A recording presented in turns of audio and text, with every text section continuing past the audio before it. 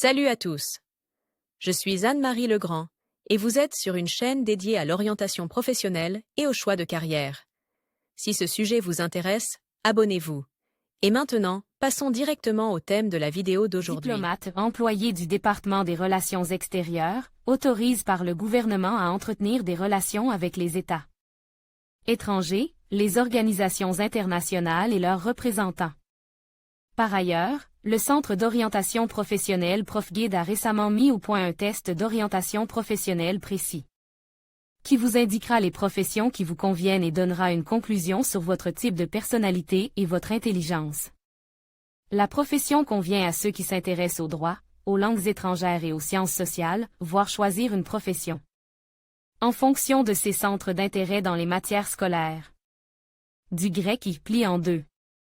C'était le nom des plaques jumelles sur lesquelles figuraient des informations, des lettres de créance, confirmant l'autorité de l'ambassadeur. Lire aussi particularité de la profession. Dans les relations internationales, la diplomatie est associée à l'art de la négociation pour résoudre les conflits et développer la coopération internationale.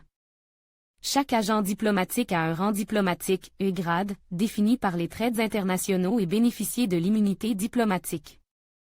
Le rang diplomatique n'est pas nécessairement lié à un poste spécifique occupe, mais représente un statut juridique spécial, qui confère aux diplomates des privilèges particuliers de la part de l'État qui l'a crédité. L'étendue des privilèges diplomatiques et immunité diplomatique est la même pour les diplomates de tout rang. L'immunité diplomatique est synonyme d'un certain nombre de droits et de privilèges, inviolabilité de la personne, des locaux officiels, du domicile et des biens, l'absence de compétence des tribunaux de l'État hôte, l'exemption de taxes, de contrôles douaniers, etc. Orientation professionnelle à l'école. Campagne 15+15 offre spéciales pour les écoles, les enseignants et les conseillers d'orientation professionnelle travaillant avec des écoliers. L'étendue de l'immunité diplomatique est déterminée par la législation de l'État hôte, la Convention de Vienne de 1961 et d'autres traités. Rang diplomatique, l'ambassadeur est le chef de la mission diplomatique au plus haut niveau protocolaire. Dans la plupart des pays, l'ambassadeur est le grade diplomatique le plus élevé.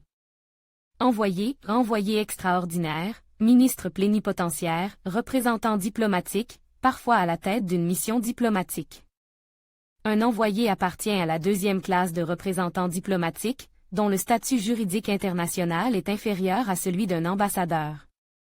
Le charge d'affaires est le chef d'une mission diplomatique à un niveau protocolaire inférieur.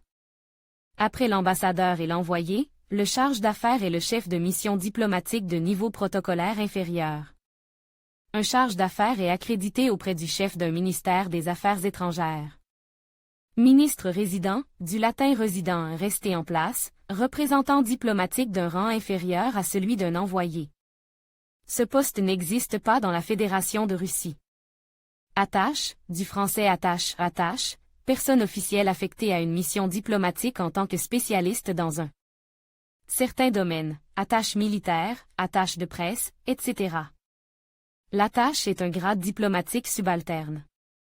Le concept de diplomatie dans les relations internationales est apparu en Europe occidentale à la fin du XVIIIe siècle. Les diplomates, ambassadeurs, ont historiquement précédé d'autres formes d'organisation des relations étrangères, telles que les ministères des Affaires étrangères. Le diplomate russe le plus célèbre est peut-être Alexandre Griboïdov, qui s'est rendu célèbre non seulement pour sa comédie « Oh From We », mais aussi pour ses relations internationales. La mort même de l'ambassadeur russe Griboïdov, en Perse en 1829, a été un événement tragique tant dans la littérature que dans l'histoire de la diplomatie. Représentation diplomatique de l'État à l'étranger, ambassade, mission, ministère des Affaires étrangères.